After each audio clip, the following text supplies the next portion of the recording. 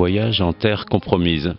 Un entretien avec Chiara Basso Milanesi.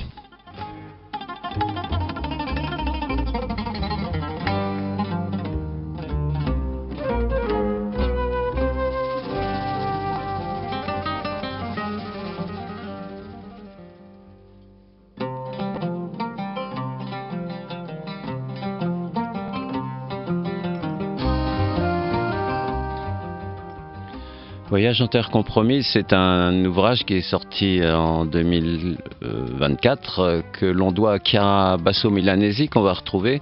Un ouvrage qui est paru aux éditions Book en vol et qui a exigé de la part de l'autrice un apprentissage, à commencer par l'apprentissage de la langue, après, disons, avoir noué des amitiés, des relations diverses avec beaucoup de gens en Israël et Palestine, et avec la préoccupation de comprendre le plus possible ses interlocuteurs et interlocutrices, fût-ce sans adhérer forcément à leur point de vue, mais essayer de comprendre en profondeur la complexité qui entrave une évolution de la situation là-bas sur place concernant notamment les Palestiniens.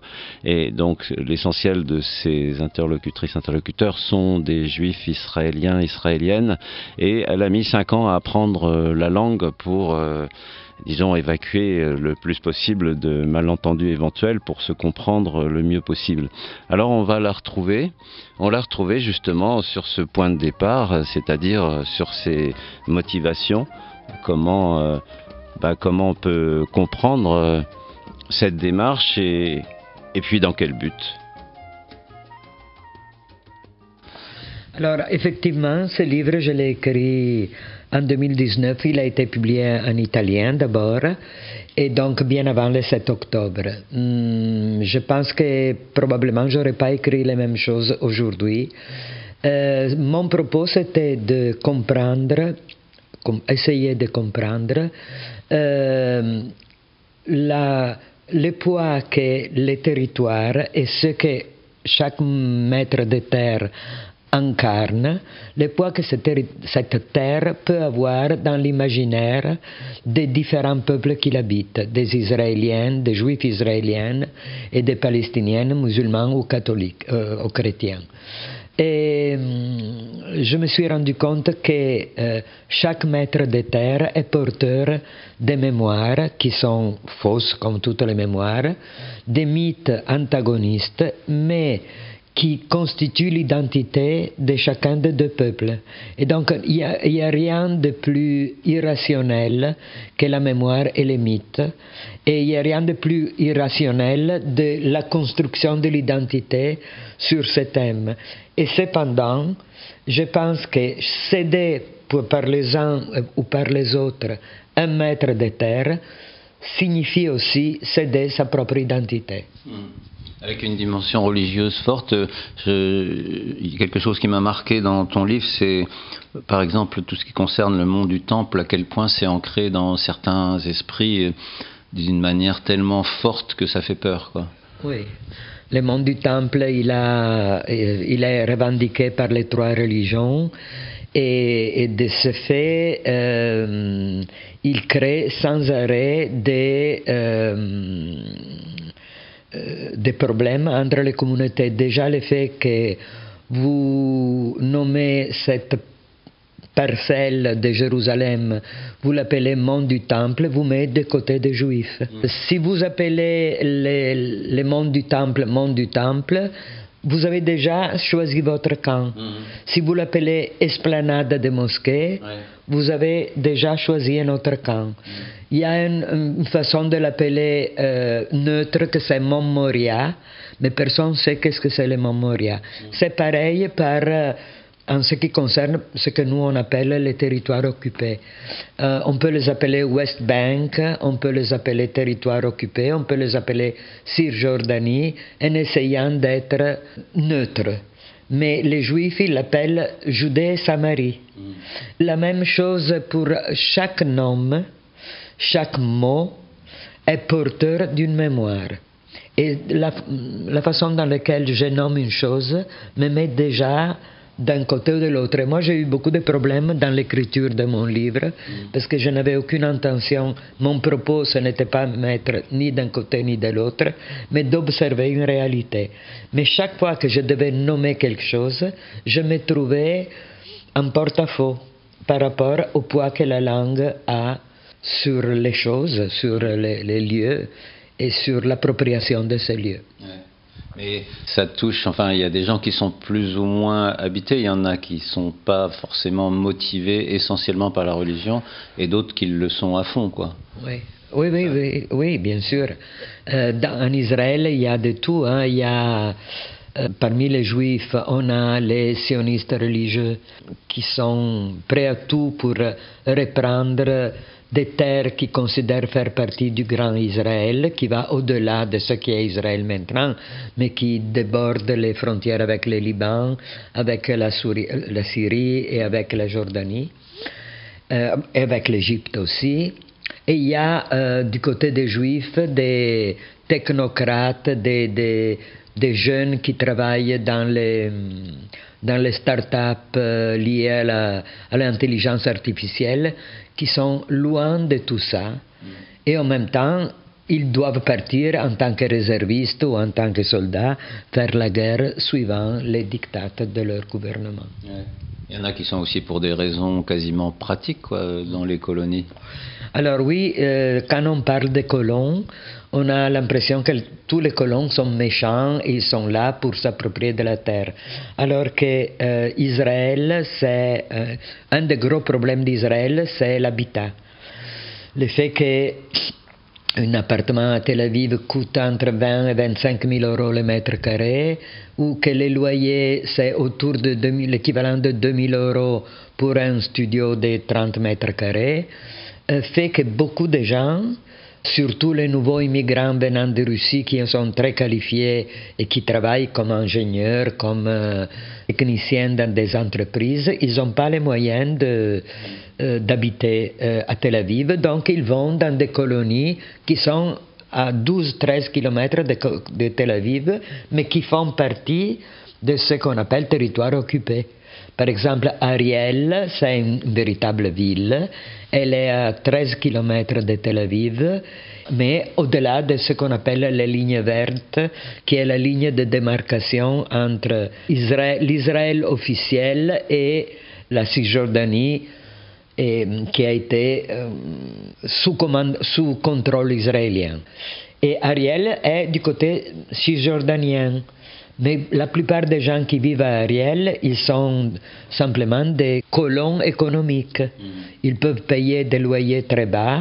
La même chose c'est pour Ma'ale Adumim, qui est une ville qui touche Jérusalem. C'est une ville qui fait plus de 100 000 habitants et dont les gens vont vivre uniquement parce que les loyers sont très bas. Après, il y a d'autres colonies, surtout les petites colonies, qui sont habitées, les avant-postes, les sommets des collines autour de Naplouse, autour de Ramallah, etc. Là, c'est plutôt des militants. Qui vivent dans des conditions assez difficiles, dans des caravanes souvent, pour ne pas parler des colons qui vivent à Hebron, qui sont 500 personnes, entourées par 180 000 Palestiniens, et qui font une vie absurde à mon avis, mais qui sont là pour témoigner de la présence juive religieuse auprès de la Machpelah, c'est-à-dire de la tombe des patriarches.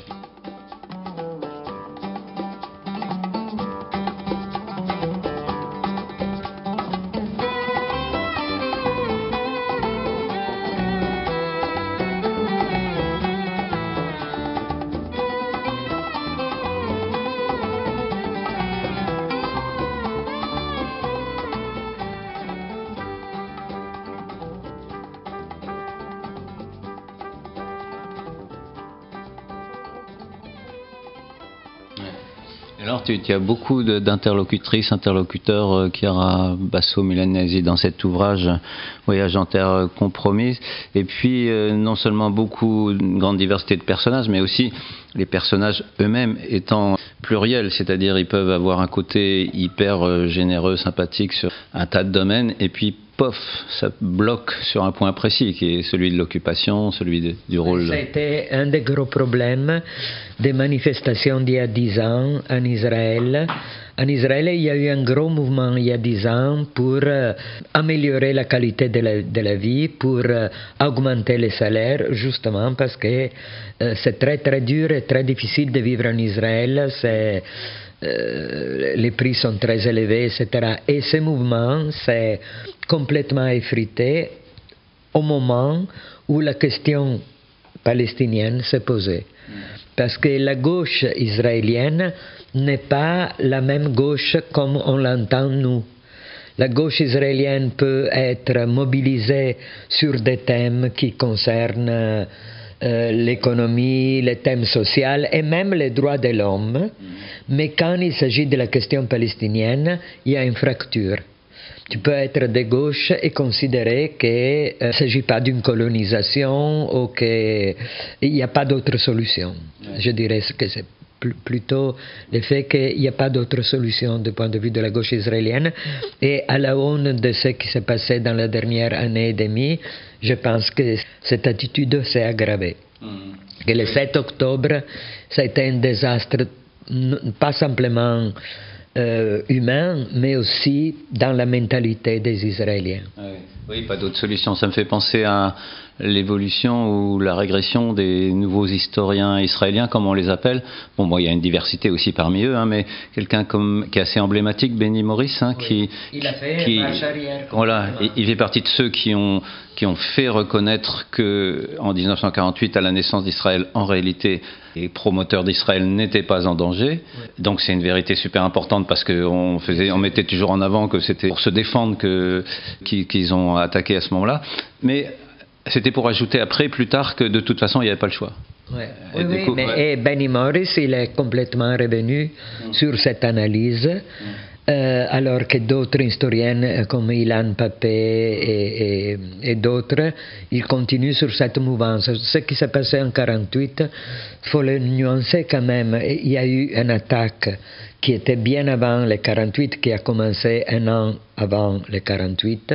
C'est vrai. C'est-à-dire l'année de la naissance d'Israël. L'année de la naissance d'Israël. C'est vrai qu'à partir du 9 mai 48, au moment où on déclare officiellement la naissance de l'État d'Israël, on a 6 pays arabes qui attaquent Israël de manière officielle. C'est les pays, ce n'est plus les Palestiniens à l'intérieur.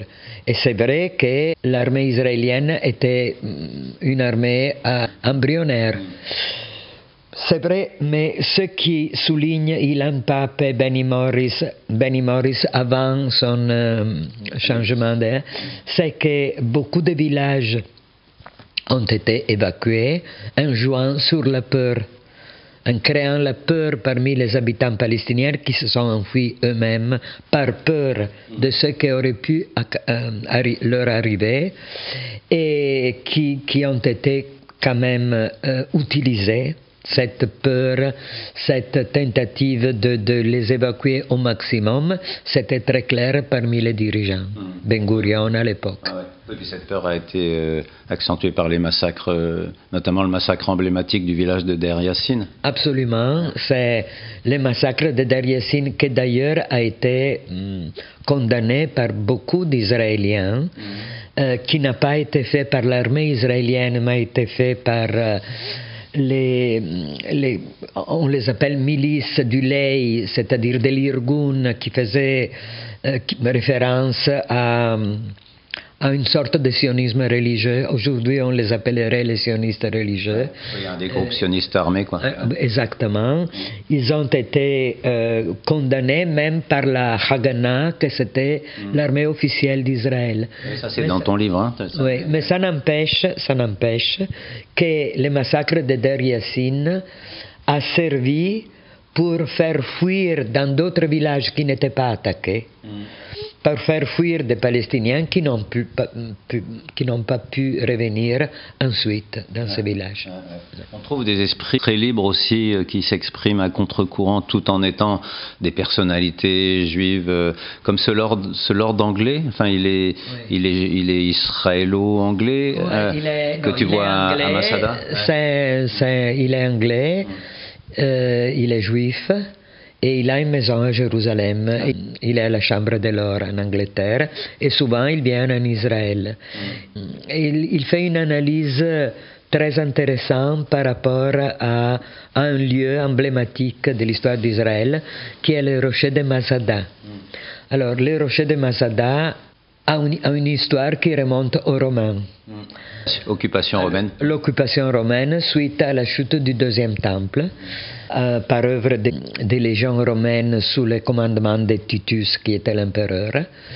À Masada, il y a un groupe de résistants, on peut les appeler, qui s'appellent zélotes, qui investissent le rocher de Masada, qui avant était le palais du roi Hérode, et ils s'installent.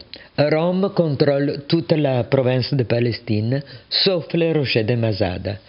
Et les Romains décident de prendre ce rocher à tout prix. Or, le rocher de Masada, c'est une espèce de cube qui monte au milieu du désert et c'est, pour l'époque, presque imprenable. Qu'est-ce qu'ils font les Romains? Ils construisent une rampe qui du désert arrive jusqu'au sommet de la montagne, un plan incliné sur lequel ils peuvent monter leurs machines. Et quand les zélotes qui sont à l'intérieur du rocher de Masada, du palais d'Hérode, se rendent compte que les Romains peuvent arriver, ils organisent un suicide collectif. Ils se suicident tous et les derniers tuent. En fait, l'histoire est plus intéressante. Ils ne se suicident pas. Leur chef, Élisar, donne ordre à 10 hommes de tuer chacun des centaines de personnes. Il se charge lui-même de tuer les 10 et il se suicide, chose qui est absolument interdite par la religion, la mouvance zélote de la religion juive. Donc, quelque part, Élisar, il se sacrifie. Et pourquoi je raconte cette histoire? Parce que ce lord anglais avec lequel j'ai visité les rochers de Masada, il me dit, c'est complètement paradoxal, aujourd'hui, les soldats israéliens, ils montent à Masada pour prêter serment de fidélité à l'État d'Israël. Au moment où ils commencent le service militaire, la tradition veut qu'ils montent à Masada, ils prêtent serment. Sauf que, regardant l'état actuel des choses, les résistants ne sont plus les Juifs. Les Juifs d'aujourd'hui, c'est les Romains d'hier. Et les Palestiniens d'aujourd'hui, c'est les Zélotes d'hier. Donc, il y a comme une inversion de l'histoire. Et c'est vrai que les Zélotes d'hier, ce n'étaient pas des enfants de cœur, puisqu'ils tuaient même beaucoup d'autres Juifs considérés comme collaborateurs et tout ça. Oui, ils ont fait des massacres tout autour des villages autour de Masada, parce qu'ils considéraient qu'ils étaient des collaborateurs des Romains. Oui, et ça c'est pas exactement forcément dans ton livre, mais de la difficulté d'avoir une liberté d'expression comme celle-ci aujourd'hui, parce que en Israël il y avait toujours ça aussi qu'on mettait en avant, quelle que soit la politique critiquable d'Israël, notamment l'occupation et la répression, il y a une liberté d'expression, on valorisait souvent ça, mais aujourd'hui ça c'est vraiment en difficulté. Je ne crois pas du tout à ça, non. Moi je pense que tant qu'un journal comme Haaretz, que c'est le journal de toute manière plus lu en Israël, continue à faire les articles qu'il fait, qui critiquent de manière à tout azimut les gouvernements en place, les ministres d'extrême droite qui sont au gouvernement aujourd'hui en Israël, et il le fait en totale liberté. Non, je ne crois pas qu'on est arrivé à un moment où on empêche la liberté d'expression. Il y a une tentative qui est fasciste, si vous voulez, exactement comme tous les fascismes ont fait, c'est de contrôler la culture. Il y a eu par exemple dans le passé, bien avant le 7 octobre, il y a 5 ou 6 ans, il y a eu des concerts qui se sont faits à Jérusalem qui ont été contestés par la population juive religieuse, parce que les femmes qui chantaient sur scène n'étaient pas couvertes. Et le gouvernement était allé dans ce sens, mais il a dû immédiatement faire marche arrière parce que ce n'est pas passé, cette interdiction. Oui, donc il y a quand même toujours une vitalité. Il y a une vitalité forte, et si on voit les manifestations que tous les vendredis et tous les samedis se font en Israël pour la libération des otages, mais aussi contre le gouvernement Netanyahou, qui sont réprimés, mais exactement comme on réprime nos manifestations en France. On ne peut pas dire qu'elles sont réprimées parce qu'il y a des sit-ins qui bloquent l'autoroute. Je ne justifie pas ça, mais bon, c'est la même chose que ça arrive en France, et je ne crois pas qu'on puisse dire qu'en France, il n'y a pas la liberté d'expression. Et dans la force de la critique, donc il y a toujours ce problème aussi dont tu parlais, c'est qu'il y a quand même une gauche israélienne, mais qui est souvent plus motivée par les questions israélo-israéliennes que par une empathie vis-à-vis des victimes de l'occupation que sont les Palestiniens. Mais il y a eu aussi des intellectuels qui se sont distingués les derniers temps, allant jusqu'à considérer qu'il y a génocide à Gaza, au moins 2 historiens en plus spécialisés de la question du génocide.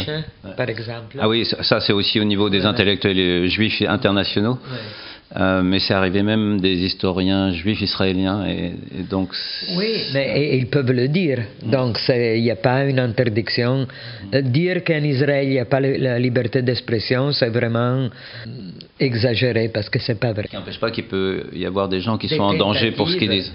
Il peut y avoir des tentatives, mais qui ne sont pas faites directement par l'État, mais par des groupes... appelons, pour se comprendre, on peut les appeler d'extrême droite. Mais c'est très difficile la position de la gauche israélienne par rapport au territoire, parce que l'idée d'avoir un seul État, le problème c'est inenvisageable.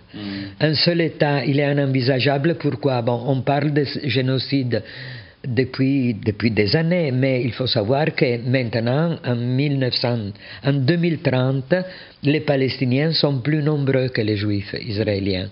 Donc, s'il y avait véritablement un génocide, il n'y aurait pas eu cette augmentation de la population palestinienne. Et tu ne peux pas imaginer un État palestinien, du point de vue des Juifs qui ont créé l'État juif justement parce qu'ils étaient persécutés dans tous les autres pays. On ne peut pas imaginer d'être dans un pays qui n'a plus la possibilité de devenir le refuge des Juifs, parce que la dynamique démocratique, qui en réalité se base sur l'appartenance ethnique, donnerait le pays dans les mains des Palestiniens uniquement parce qu'ils sont plus nombreux. Donc, ça, c'est inenvisageable. Si j'étais israélien, je ne serais pas d'accord. Oui, donc Chiara Basso-Melenesi, ça veut dire aussi que soit au niveau des logiques, parce que de toute façon là on est un peu surréaliste, mais comme la réalité elle-même est surréaliste, autant y aller. Si soit il y aurait un principe démocratique qui permettrait qu'il y ait une capacité de convivialité, c'est-à-dire que tout le monde ait la même citoyenneté, mais comme tu dis, beaucoup de juifs n'accepteraient pas de se retrouver en minorité, donc soit dans ce cas-là, ça veut dire assumer un système d'apartheid. Assumer un système d'apartheid pose aussi des problèmes. C'est pour ça que la situation en Palestine elle est très intéressante, parce qu'elle est très compliquée, et il y a des gens qui disent, au fond, le statu quo, c'est-à-dire un contrôle de la Cisjordanie, un contrôle extérieur de Gaza, parce qu'il faut se rappeler que ça faisait 20 ans qu'il n'y avait pas un juif israélien à Gaza, mais Gaza était contrôlé de l'extérieur et de la part d'Israël et de la part de l'Égypte. C'est au fond la seule situation envisageable.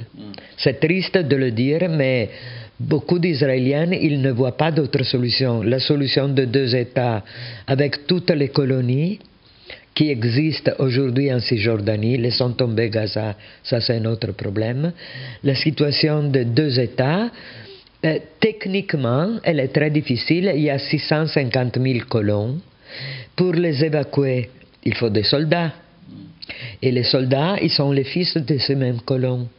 Donc comment imaginer qu'on puisse évacuer plus de 600 000 personnes? Alors que ça, c'est le droit international, par contre. Oui, tu peux dire le droit international tant que tu veux, mais en pratique, pour évacuer 9 000 colons de Gaza, il a fallu 30 000 soldats. Et on a mis une semaine. Oui. Et en plus, ça nourrit un désir de revanche qui se manifeste aujourd'hui. Qui se manifeste aujourd'hui. Donc, je ne vois pas pratiquement comment évacuer ces 650 000 colons juifs qui sont en Cisjordanie. Honnêtement, techniquement, de la part d'Israël, ça ne peut pas se faire.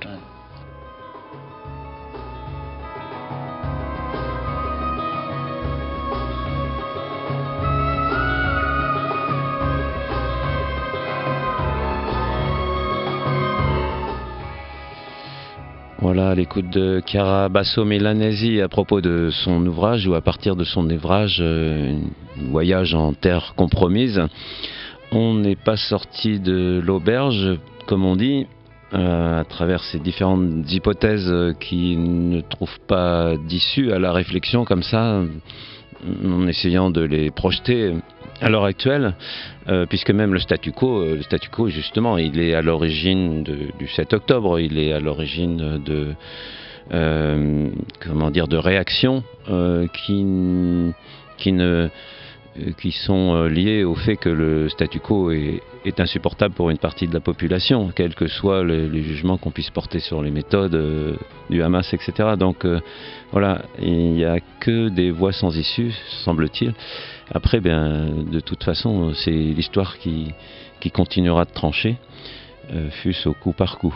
Alors on va justement à ce sujet réfléchir à une prochaine étape, parce que quid de la Cisjordanie ?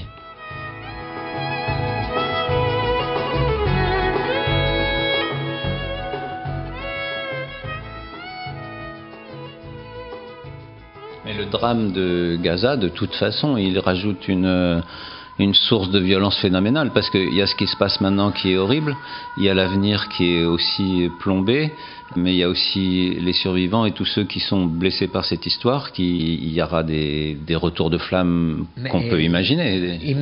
Énormes. Il y a aussi beaucoup de gens à Gaza qui s'en veulent au Hamas. Il ne faut pas imaginer que tout le monde soit derrière Hamas. Le 7 octobre, ça a été terrible pour les Gazaouis. C'était terrible pour Israël, pour les morts qu'il y a eu, etc. Mais c'était surtout terrible pour les Gazaouis. Je ne pense pas que à travers des actes comme ça, on puisse arriver à une solution. D'ailleurs, il y a un conflit énorme entre les Gazaouis et les Palestiniens de Cisjordanie. Parce que c'est le conflit entre les Fatah et Hamas. Et comment il va se terminer cette histoire, j'arrive même pas à l'envisager. Il y a 2,5 millions, presque 2,5 millions de Gazaouis. Où ils vont ces personnes, où ils pourront aller, comment ils pourront se reconstruire. De toute manière, tant qu'il y aura Hamas, ils ne pourront pas se reconstruire, parce que tout l'argent, il faut quand même savoir que Gaza, c'est l'endroit de la planète qui a été financé le plus par rapport à la superficie et au nombre d'habitants. Cet argent allait uniquement dans les tunnels. Et les gens travaillaient, ils avaient un salaire pour construire le tunnel. Il n'y a pas eu une véritable tentative de créer une économie à Gaza. Même si Gaza a été inondé par des milliards de dollars, et par l'Europe, les États-Unis, et surtout les États arabes. Il faut savoir que les États arabes, ils ne veulent pas de Palestiniens. Il n'y en a aucun qui accepterait d'avoir les Palestiniens chez eux. Donc, on n'arrive pas à imaginer qu'est-ce que ça peut devenir ce territoire. Et après, il y a des fous en Israël comme Ben-Gvir et Smotrich, que sont deux ministres d'extrême droite dans le gouvernement israélien, qui imaginent une recolonisation de Gaza. J'espère qu'il n'y aura pas d'Israéliens qui seront disponibles d'aller faire une connerie pareille.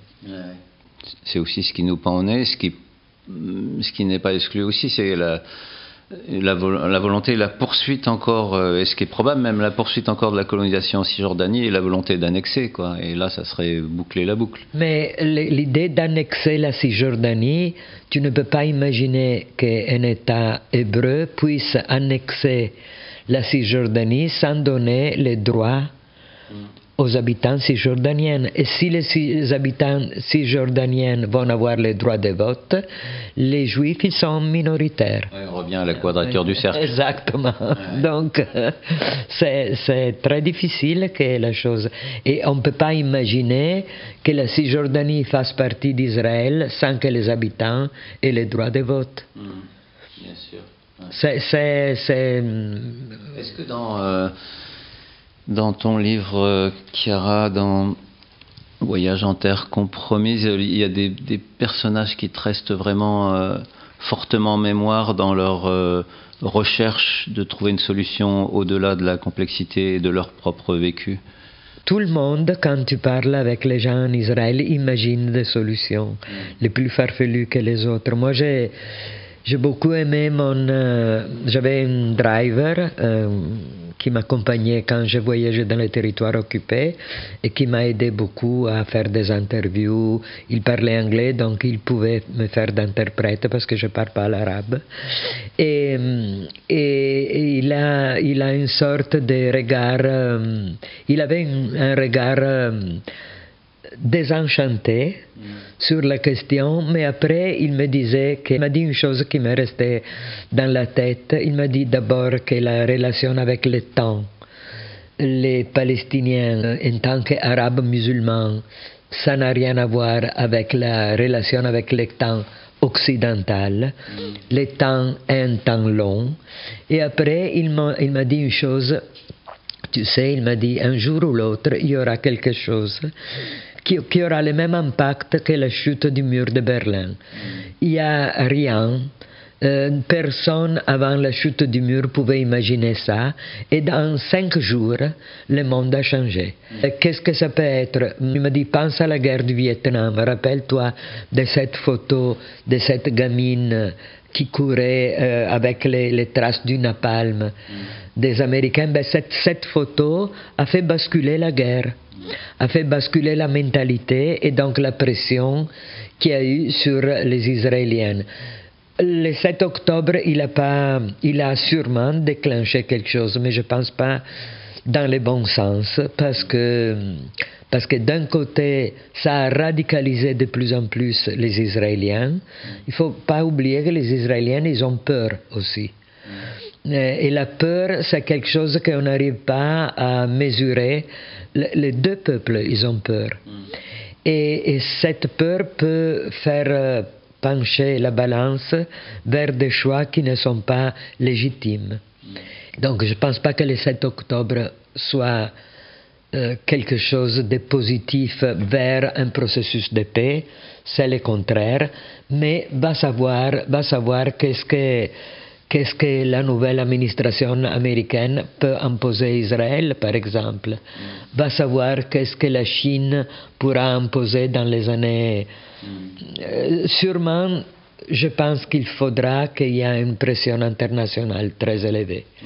Oui, ça, il y a même par exemple, l'ancien chef du Shin Bet qui le demande. Enfin, il y a des Israéliens lucides et bien placés pour parler qui en sont conscients, quoi. Oui, exactement. Oui, peut-être aussi, Chiara, les réactions à ton livre, tu en as mémorisé est-ce qu'il contribue à un débat? Écoute, sincèrement, ce qui m'a été posé toujours comme question quand je présentais mon livre, c'est de dire de quel côté tu es. Et c'est une question auquel moi je ne suis pas capable de répondre, parce que d'un côté, on a envie d'être du côté des victimes, et c'est évident qu'aujourd'hui, les victimes, c'est les Palestiniens. Et je comprends tous les jeunes qui manifestent partout en Europe en défense de ces victimes, et en même temps, quand les slogans sont « From the river to the sea », c'est-à-dire du Jordan à la mer, il faut gommer les Juifs israéliens, je pense que ça peut provoquer une autre injustice et d'autres victimes. Donc, par exemple, quand on pose cette question à Rima Hassan, elle dit mais ça veut dire qu'il faut que les Palestiniens chassés en 48, dont beaucoup sont à Gaza maintenant d'ailleurs, ou leurs héritiers, puissent revenir. ça, la loi Préciser dans ce cas-là. Oui, mais le problème du retour, ça se pose même pas. S'il y avait la possibilité pour les Palestiniens qui sont de la diaspora de revenir, la minorité possible israélienne qui est déjà en train de s'acter par rapport à ceux qui sont en Palestine maintenant, ça deviendrait une écrasante minorité. Oui, on revient à ce problème. Mais sauf qu'avec le temps, c'est peut-être plus la question du principe et des compensations que de la réalité de gens qui, de toute façon, beaucoup de gens descendants de 48 sont déjà installés ailleurs, mais ils ont leur dignité et leurs blessures, ils veulent une reconnaissance. C'est possible, je peux pas être. Mais le problème du point de vue israélien, c'est de dire si tout le monde pouvait venir, qu'est-ce qu'on devient nous, quoi. Et je suis convaincu, comme vous le dites, que il y aurait une infime minorité de Palestiniens de la diaspora qui revient parce qu'ils sont installés au Canada, aux États-Unis ou dans d'autres pays. Et qu'est-ce qu'ils vont venir faire en Palestine? On pose pas. Oui, parce qu'en plus, avec le réchauffement climatique, comme dit Henri Laurence, là, il va y en avoir pour tout le monde de la souffrance aussi. Mais ça n'empêche qu'il y a ce fantasme de la part israélienne de devenir une minorité dans une terre qui avait été conçue pour être le refuge des Juifs à partir de la fin du XIXe siècle. Quelque chose à ajouter, Chiara non, je suis consterné, je suis très triste de voir que la situation elle est de plus en plus dramatique pour les Gazaouis, pour les Palestiniens de Cisjordanie et en partie aussi pour tous ces Juifs israéliens qui souffrent énormément de ce qui se passe du point de vue éthique. Et qu'on n'entend pas. Et qu'on entend très peu quand on n'est pas en Israël, quand on ne va pas aux manifestations les vendredis et samedis qui sont très nombreuses. Moi j'ai des amis israéliens qui me disent on ne peut pas venir en Europe parce que sinon on ne peut pas aller manifester le week-end. Mais je suis triste et je ne vois pas de solution. Voilà, ça c'est... Merci Chiara Basso-Milanesi donc pour cette évocation, parce qu'on n'a fait que survoler et picorer un peu Voyage en terre compromise, paru aux éditions Book en vol.